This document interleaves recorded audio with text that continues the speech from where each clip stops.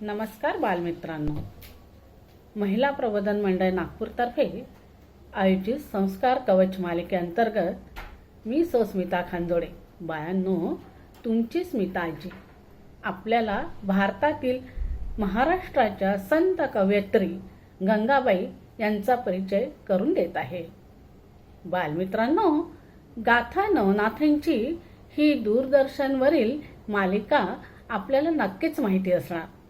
आदिनाथ, मच्छिंद्रनाथ, गोरक्षनाथ, गहिनीनाथ, निवृत्तीनाथ, ज्ञानेश्वरनाथ, सत्यमलनाथ, गैबीनाथ, गुप्तनाथ, माधवनाथ अशी ही गुरु शिष्यांची थोर परंपरा नाथ संप्रदायातील आहे.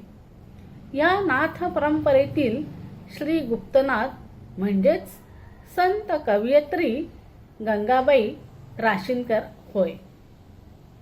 महाराष्ट्र राज्यातील राशन गावात ऋग्वेदी ब्राह्मणांच्या पोटी गंगाबाईंचा जन्म झाला होता. त्या दिसायला अतिशय सुंदर होत्या, गोऱ्यापान होत्या. त्या काळातील पद्धतीनुसार त्यांचा बालविवाह झाला होता. ऐन 16व्या वर्षी त्यांना वैधव्य प्राप्त झाले. त्यामुळे त्यांना वैराग्य आले, अति दुःख झाले. त्या अखंडपणे ज्ञानेश्वरीचे वाचन करीत असे. त्या प्रवचन कीर्तन करू लागल्या. गावकरी लोक ऐकायला येत असे. प्रवचन करताना त्यांच्या डोळ्यातून अश्रू वाहत असे. त्या देहभान विसरून जात असे. त्यातूनच त्यांना सद्गुरू लाभावे अशी तळमळ लागली. सद्गुरूंच्या शोधार्थ गंगाबाई वारकरी वेशामध्ये म्हणजेच धोतर, अंगरखा, टोपी, गळ्यात तुळशीमाळा, कपाळाचे चंदनाचे गंध, हातात टाळ घेऊन श्री गोदामाईच्या त्र्यंबकेश्वराच्या यात्रेला निघाल्या. त्यावेळी त्यांच्यासोबत अनेक गावकरी निघाले. मार्गात गोदावरी नदीच्या काठी वसलेले भगवान श्री दत्तात्रेयांचे जन्मगाव राक्षस भुवन येथे गंगाबाई आल्या. गोदावरी नदी स्नान केले. प्रभू दत्तात्रेय, शंभू महादेव आणि शनिदेवाचे दर्शन घेऊन त्या श्री गंगेच्या दर्शनाला जाऊ लागल्या.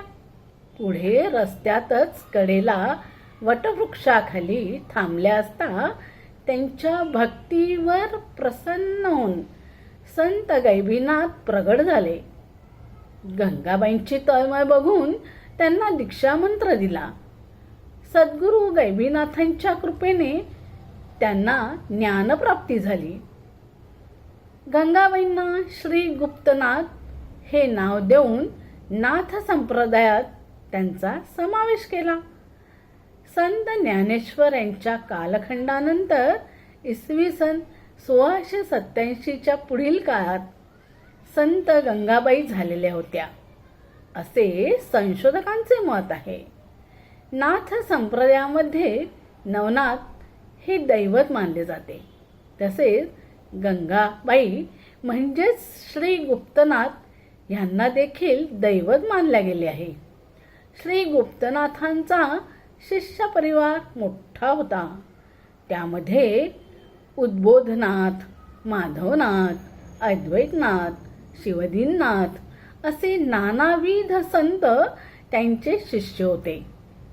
चित्रकूटच्या माधवनाथांना वयाच्या 10व्या वर्षी त्यांनी दृष्टांत दिला व शक्तियुक्त दीक्षामंत्र दिला असा उल्लेख माधवनाथांवरील दीपप्रकाश पोथीमध्ये आढळतो. श्री गुप्तनाथांनी कविता, पदे, अभंग लिहिले आहेत.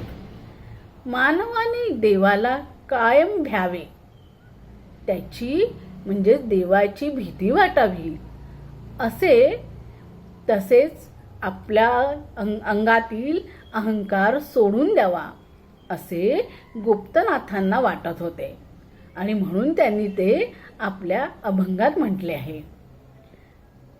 सर्व करी देवाधिदेव, त्यासी नेणती मानव, वाहती देह अभिमान, देव सर्व काही जाणे, अहंपणे आता देव न दिसे सर्वथा, अहंकर्ता जो मी म्हणे, त्याने केली आपुली हानी, चाली देवासी भिवून, गुप्त म्हणे तोची धन्य, गुप्त म्हणे तोची धन्य. आणखी एक अभंग त्यांच्या नावाने प्रसिद्ध आहे. आई वडिलांबरोबर समग्र चराचर सृष्टी आपल्यासाठी सद्गुरूच असल्याचे श्री गुप्तनाथ सांगत आहेत. ते त्यांच्या पुढील अभंगात. माता पिता त्राता अरिपुत्र आता, गुरवीण आता नाही दुजा, पशुपक्षी याती गुरुरूप भासती, ऐसी ज्याची स्थिती तोची जाणे, वृक्षवल्ली पाही अणुरेणू तेही, गुरुवीण नाही रीते कोठे, ऐसा गुरुराज भज पूर्ण व्यापक, गुप्त बोले रंग राजा सम, गुप्त बोले रंग राजा सम. संत कवयित्री गंगाबाई अर्थात श्री गुप्तनाथ यांची समाधी मध्य प्रदेशातील चित्रकूट येथे आहे. अशा या संत कवयित्री गंगाबाई म्हणजे श्री गुप्तनाथ नवनाथामधील एक महान संत, ज्यांचा शिष्य परिवार आजही मोठ्या प्रमाणात आहे. अशा संत कवयित्री गंगाबाई तथा श्री गुप्तनाथ यांना कोटी कोटी वंदना. धन्यवाद. धन्यवाद बाळांनो. धन्यवाद.